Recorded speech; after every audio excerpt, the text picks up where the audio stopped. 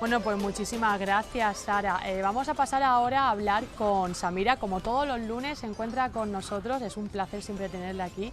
Y bueno, vamos a hablar de otros 4 títulos, nos va a destripar un poco de cada uno de ellos, pero bueno, sin llegar al final, como siempre, para dejaros a vosotros con la intriga. Y bueno, empezamos con literatura clásica, como siempre primero. Bienvenida, no te he dado la bienvenida. Hola, Paula. ¿Qué tal? ¿Cómo estás? Bien, bien, muy ilusionada por los libros de los que vamos a hablar hoy, como siempre en general, así que bueno, bien, muy contenta. Bueno, pues empezamos con el primero, 20.000 leguas de viaje submarino. Sí, de Julio Verne, es otro autor muy conocido, del que tampoco hace falta hablar mucho de él, pero bueno, quería dar algunos datos, ¿no? de 20.000 leguas de viaje submarino. Fue publicado en 1870 por Julio Verne. Y bueno, es de los 3, porque escribiría un sinfín de libros. La verdad es que la literatura de Verne es muy extensa. Y bueno, están Viaje al centro de la Tierra, La vuelta al mundo en 80 días, que es, yo supongo, el más conocido, ¿no? Sí. Pensaba recomendar este porque es más corto que 20.000 leguas. También es un poco más ameno, porque no tiene tanta descripción. La verdad es que en 20.000 leguas de viaje submarino Verne dejaría volar su pasión por la biología, por la geografía, por los inventos también, ¿no? Él hablaría de escafandras en un momento en el que no estaban tan desarrolladas y tantos otros inventos que se sucederían después, pero que bueno, ahí estaba la idea, ¿no? También nombrar de este libro que es muy importante cuando él publica los libros, salen con la ilustración, ¿no? Hablábamos de la importancia de la ilustración. Exactamente. Y mencionábamos a Verne. ¿Por qué? Porque esa visión del autor con inventos, ¿no? ¿Cómo podríamos nosotros imaginar algunas cosas de las que él quiere hablar? Entonces es muy importante en este sentido las ilustraciones de Meymerieux y Montreuil, que lo hacen magníficamente y es un espectáculo visual, la verdad.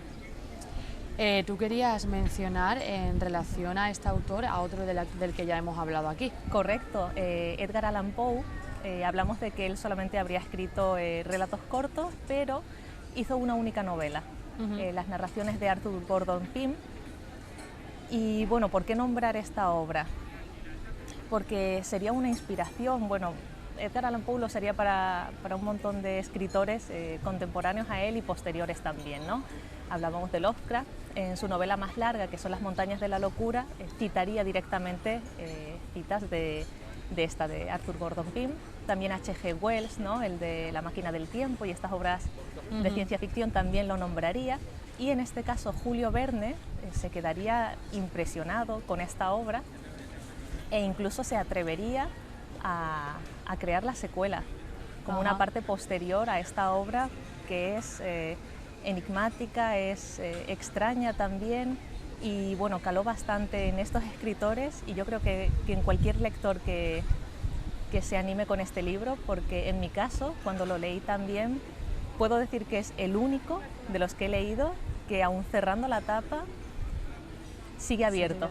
Se te queda abierto dentro, ¿no? No sé, esa intriga que te genera el leer un libro permanece aun cuando has terminado de leerlo.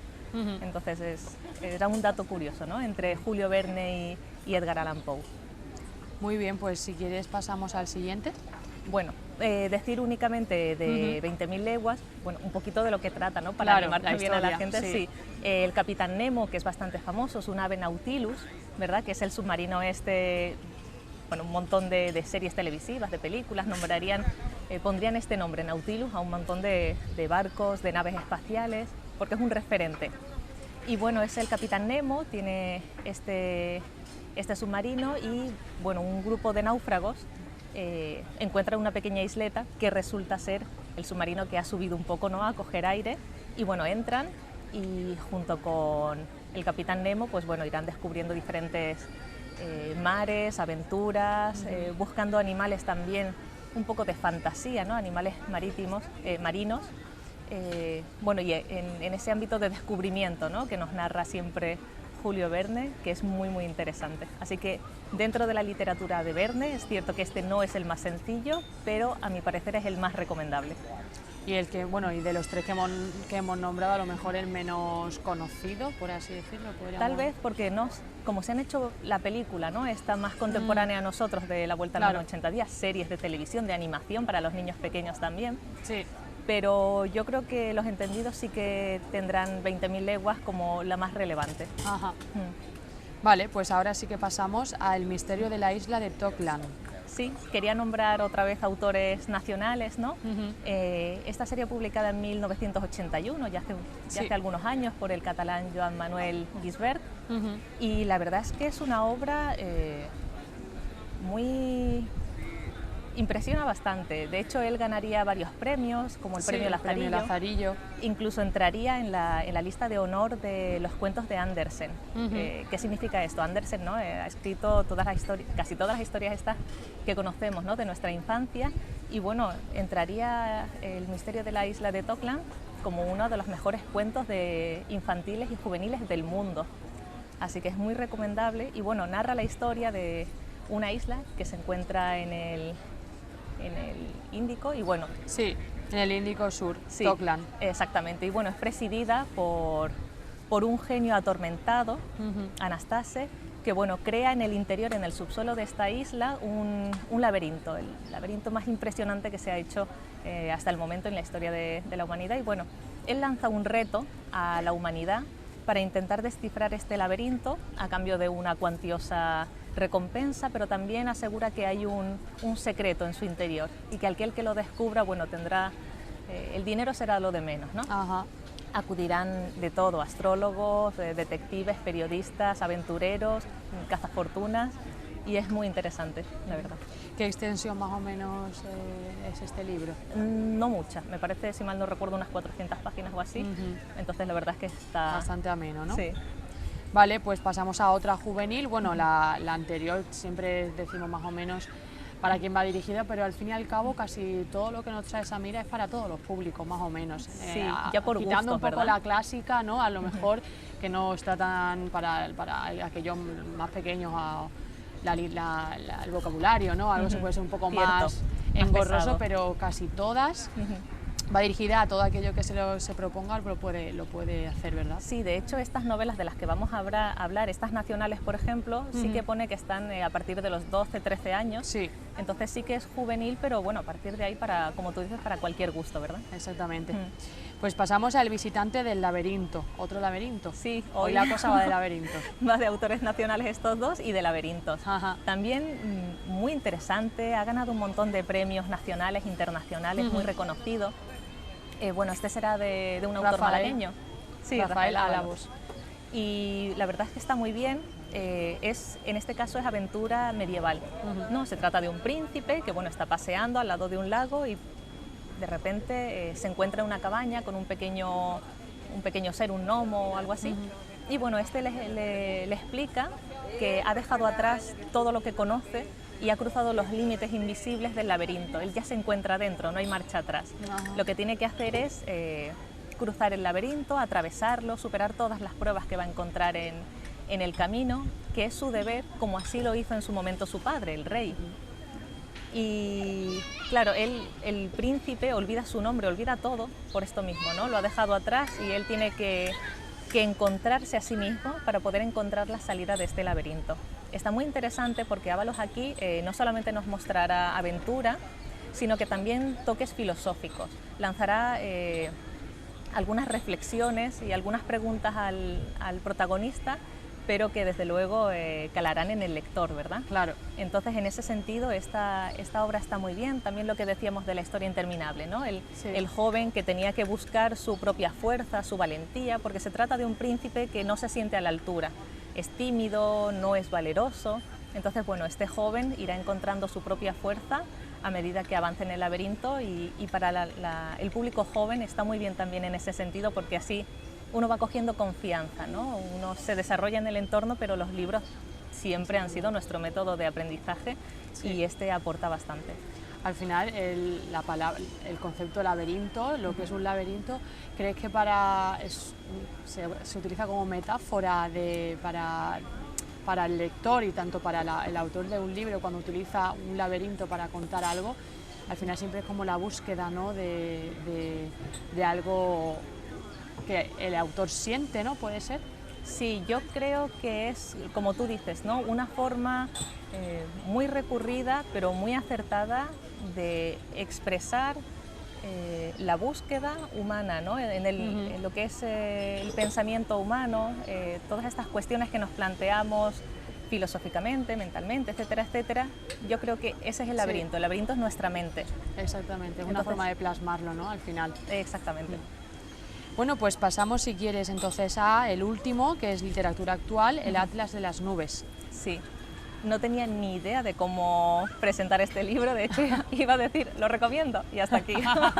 Porque bueno, Samira, tú de los 4 que nos traes casi siempre, todos los has leído evidentemente, pero siempre hay alguno que no lo has leído, pero te gustaría, ¿verdad? Sí, eso, en este caso los he leído.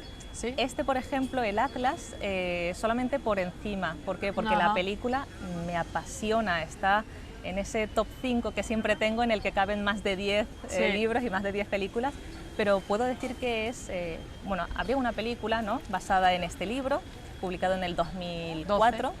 Ah, se adaptó al cine en el año 2012. Correcto, el libro es del año 2004, adaptada al cine en el 2012 por David Mitchell, sí. Británico. La verdad es que los británicos, todos, en realidad todos tienen una mente maravillosa, pero es verdad que si leemos un poco acerca de la literatura británica, tiene una fantasía muy diferente y muy propia, que está bastante bien. Pero bueno, en este caso, bueno, lo que decíamos, ¿no?, en el 2012 se adaptaría al cine, la protagonizan Tom Hanks, Halle Berry, Hugo Weaving, actores súper conocidos, entre otros. La verdad es que el reparto es espectacular y tiene una banda sonora preciosa, Paula. Exquisita, ¿no? Qué cosa tan bonita, de verdad, muy sentimental, muy etérea, no sé. Te encanta. Sí, la verdad que sí. Y bueno, volviendo al libro, la película lo hace bastante bien. El libro cuenta 6 historias, ¿no? 6 historias con personajes diferentes en épocas distintas.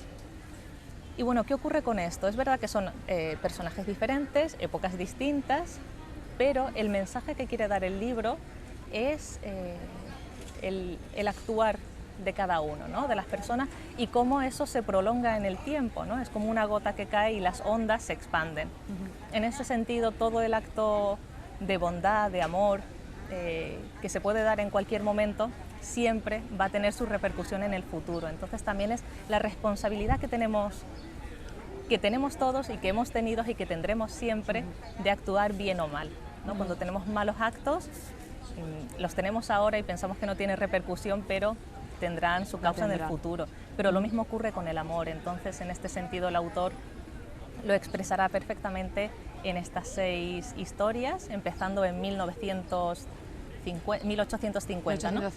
Sí. Sí, bueno, por un notario estadounidense que, bueno, se ve obligado a relacionarse con esclavistas.